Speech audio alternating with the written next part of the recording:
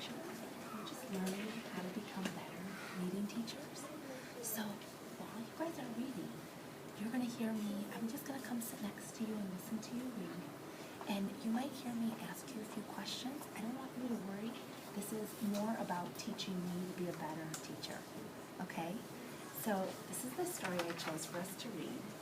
It's called What's the Big Idea, Ben Franklin? And I'm going to read a little bit to you first, and then I'm going to ask the three of us to read together, and then I'm going to ask you each to quietly read out loud while I sit next to each of you, just to hear how you're reading. Okay, so thank you for doing this with me. I appreciate it. So first I'm going to read. In 1706, Boston was so new that its streets were still being named. For 5 years, the town officials had been thinking of names, and they hadn't finished yet. So far, they had Cow Lane, Flounder Lane, Turnigan Alley, Hastreer Court, Pond Street, Sliding Alley, Milk Street, and many others. Luckily, Milk Street had been named early, because that's where Benjamin Franklin was born. So right away, he had an address. This was handy since he turned out to be famous, and people like to know where and when famous men are born. The day was January 17, 1706. Of course, no one knew then that Benjamin Franklin would be famous. Let's start reading together where it says, no one dreamed. Right there. The three of us are going to read together.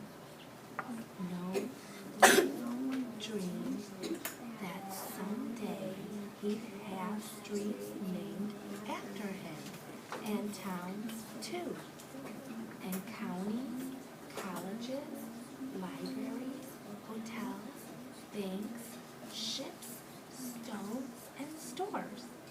Even a football field would be named after him, and a flowering tree. So now you could turn the page, and each of you quietly read out loud. Actually, you want to move right here. Let me scoot you over. And I'm just going to listen next to you, okay? So you guys can go ahead and start reading loud enough so that I can hear when I next to you. Go ahead and get started.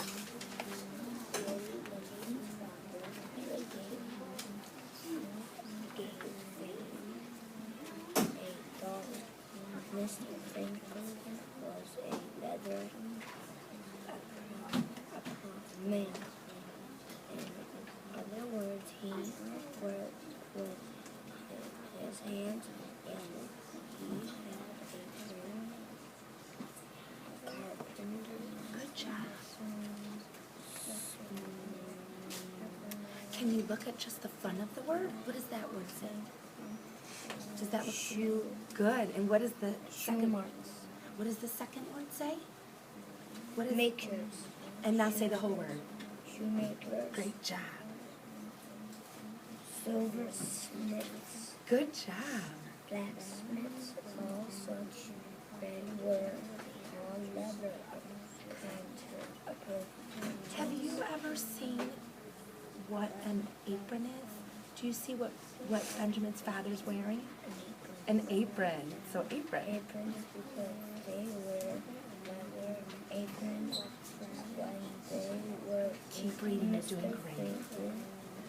Will you show me where you are? With your finger? Oh, wow. Okay, keep reading. Good job. A little louder? You're doing great. And when Mr. Franklin's parents was the youngest son of a youngest son of a youngest son of a youngest son Whoa. of a youngest son, right back to his great-grandfather. This made him a special. Mr. Franklin thought besides Benjamin was smart, maybe he shouldn't be in the letter apron. When he grew up, no, Mr. Franklin decided he shouldn't. Benjamin would be a dresser. Let's try to figure this word out together. What does that first part of the word say? Just sound it. Tree. Good. And then the last part of the word? Sure. Sure. So now say the whole word. Preacher. Good job. He'd go to Latin school, then he'd go to college, then he'd climb up into a I like to do the same thing for this kind of word. I like to split it in two. What does the first part of the word say? so And the second part? Philip Pulpit. pulpit and make his father proud. So when he was 7 years old, he went to Latin school. At the end of the year, Benjamin was at the head of his class. But he was only 8 years old. Mr. Franklin that of all the years it would take to make Benjamin a preacher. Great job. I'm going to And- stop you right there. You both are doing such a good job. What's something, if you come across a word that you have a hard time figuring out, what's something simple you could do to help you figure out that word?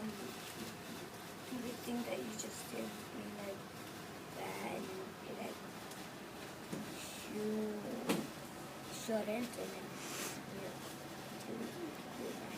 Great. Like looking at the first part of the word first and then the end. Does it help sometimes to look at the picture? It helps too sometimes, right? Or also you can see if you cover up the front of the word, if looking at the end of the word helps, or if you cover up the end, if looking at the front of the word helps. I think you both did such a great job. You guys are really good readers. And thank you for doing this for me. I appreciate it. You guys are going to help me become a better teacher. thank you for doing this for us. Now we get to learn. Oh, so sweet. Thank you guys. I appreciate it.